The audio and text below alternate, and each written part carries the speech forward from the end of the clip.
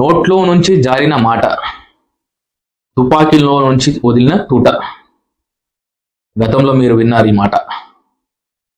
So తరచూ మన స్టూడియోలో వినబడుతున్నటువంటి పేరు ప్రముఖ అనాలిసిస్ట్, పొలిటికల్ అండ్ సోషల్, రాజకీయ మరియు సామాజిక విశ్లేషకులు విష్ణువర్ధన్ రాజు గారు.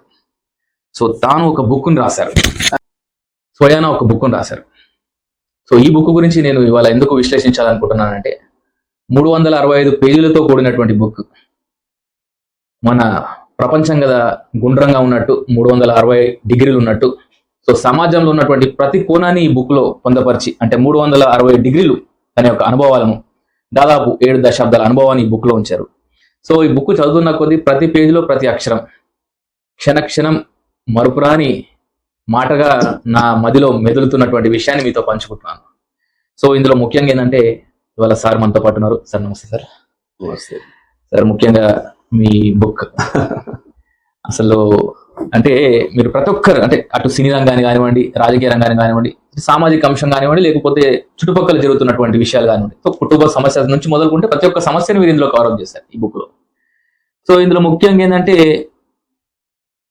మాటలతో రాసినట్టుగా లేదు, మనసు పెట్టి మీరు ఈ యొక్క బుక్ ని ప్రచురించాలని నేను అనుకుంటున్నాను సార్. ఎందుకంటే బుక్ చదివిన ప్రతి ఒక్కరు కూడా ఇదే అనుభవంకి లోన్ అవుతారు, అందులో ఎటువంటి అత్యోశక్తి లేదు. సో ముఖ్యంగా ఈ బుక్ అంటే మెయిన్ గా రాయడానికి గల కారణం, నాకు తెలిసి మీరు ఒక 7 దశాబ్దాల అనుభవాన్ని ఈ 365 పేజీల బుక్ లో మీరు పొందుపరిచారని నేను అనుకుంటున్నాను. సో ముఖ్యంగా రెండు నిమిషాలలో ఈ బుక్ గురించి మీరు చెప్తారని ఆశిస్తున్నాను. నిజంగా నేను ఒక పుస్తకం రాయాలి అన్న ఉద్దేశం మీద ఏం రాయలేదు. నేను ఉద్యోగరీత్యా ఉన్నప్పుడు ఒక మ్యాగజిన్కు నేను ప్రధాన సంపాదకులుగా పనిచేస్తాను. దాని పేరు రిజిస్ట్రేషన్ టైమ్స్. అంటే రిజిస్ట్రేషన్ ఉద్యోగులకు సంబంధించిన అది ఒక మ్యాగజిన్. నాకు చిన్నప్పటి నుంచి కూడా, అంటే స్కూల్ డేస్ నుంచి కూడా ఒక రాయడం అనేది ఒక అలవాటుగా ఉండేది. నాకు ప్రైమరీ స్కూల్ నుంచి కూడా జ్ఞాపకం ఉంది. స్కూల్లో జరిగిన ప్రతి పోటీలో, వ్యాసరచన పోటీలు, ఉపన్యాస పోటీలు, రెండు తప్పకుండా నేను పాల్గొనేవాడిని. నాకు ఏదో ఒక ప్రైజ్ వచ్చేది.